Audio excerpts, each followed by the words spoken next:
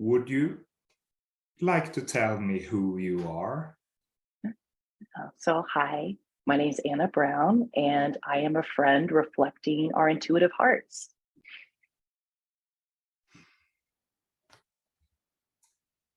Would you please tell me what you are?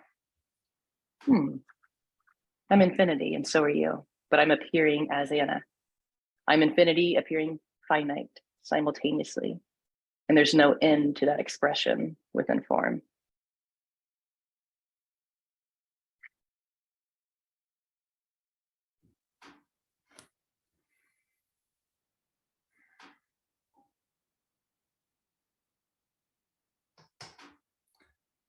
For someone who has an identification with form,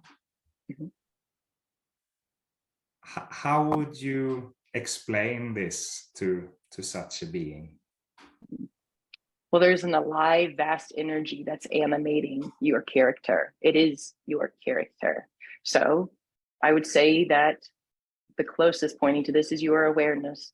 Awareness is the active principle of what I call God or totality or infinity.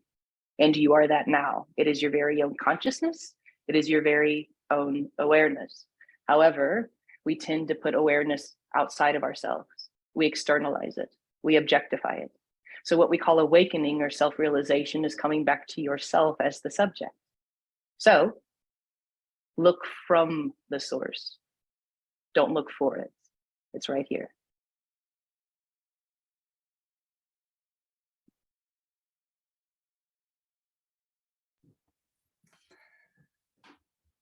What is another?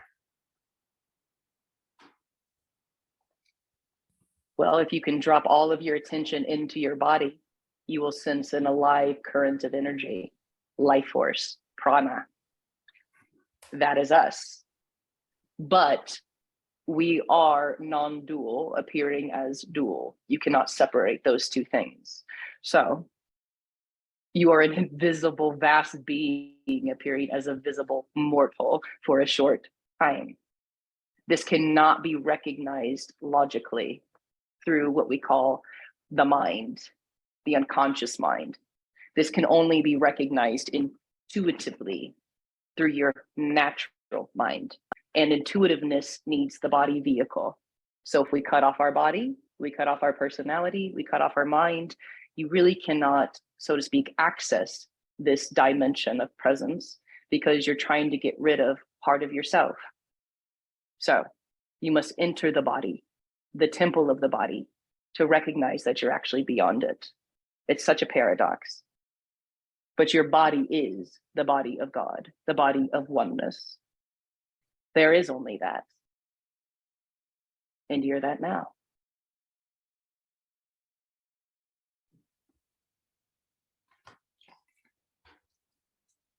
So from this perspective, what is life?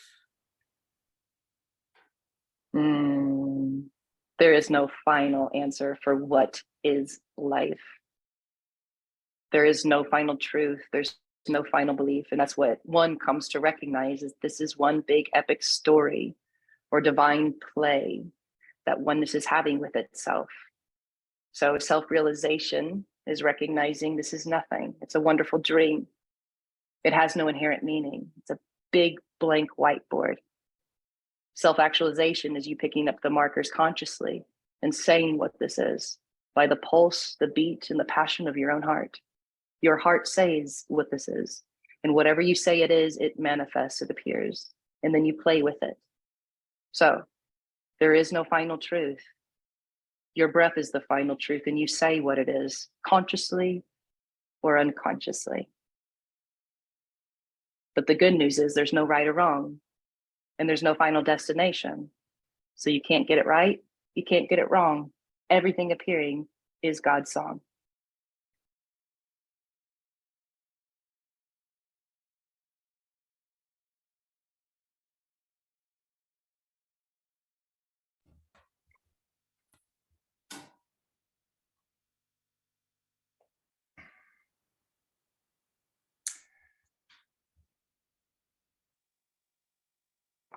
how would you say to someone who was wondering, knowing this, how to live life?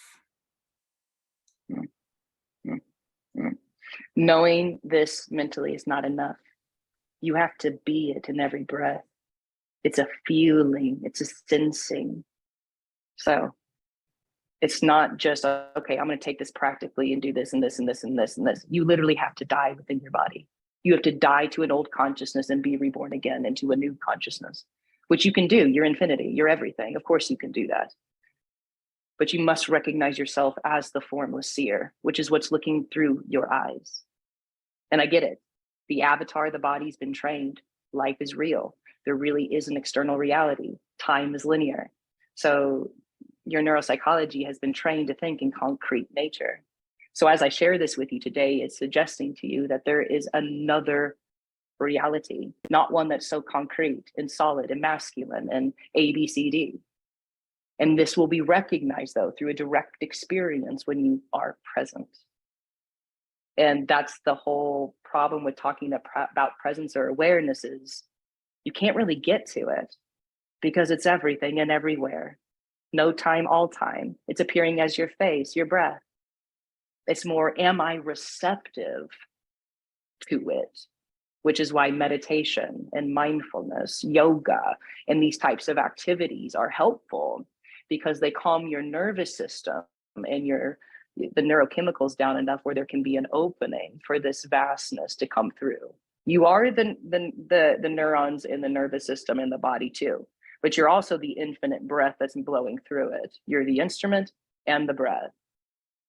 And so as awareness arises and wakes up to itself as itself, then it can guide the body into opening up more into this, because this has been trained for lack, insecurity, unworthiness, rule books. Time is real, separation's real. But when we dawn as ourselves as awareness, it's very obvious that you're the essence and energy you're looking for. But that doesn't mean there's not going to be an apparent process or evolution where it looks like your body is catching up to the very vast frequency and wisdom that you are now and always will be.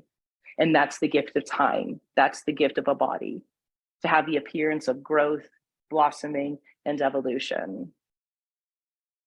But you're already perfect and complete as awareness. You're just guiding the time-bound body into your very vast frequency. And that's what we call our journey.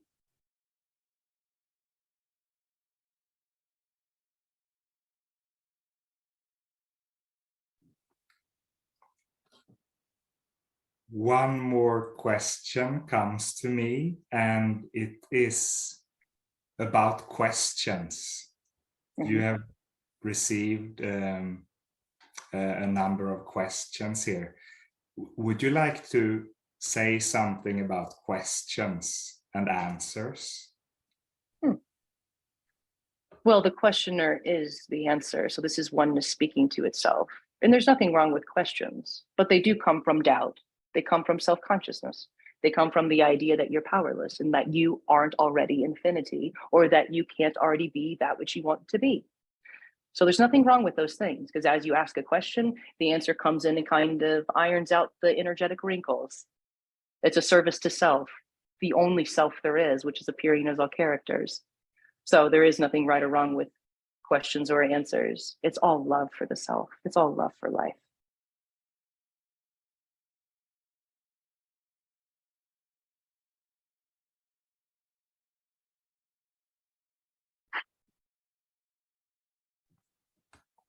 Thank you so much, Anna. Yeah, thank you. That was so beautiful and potent. Yeah.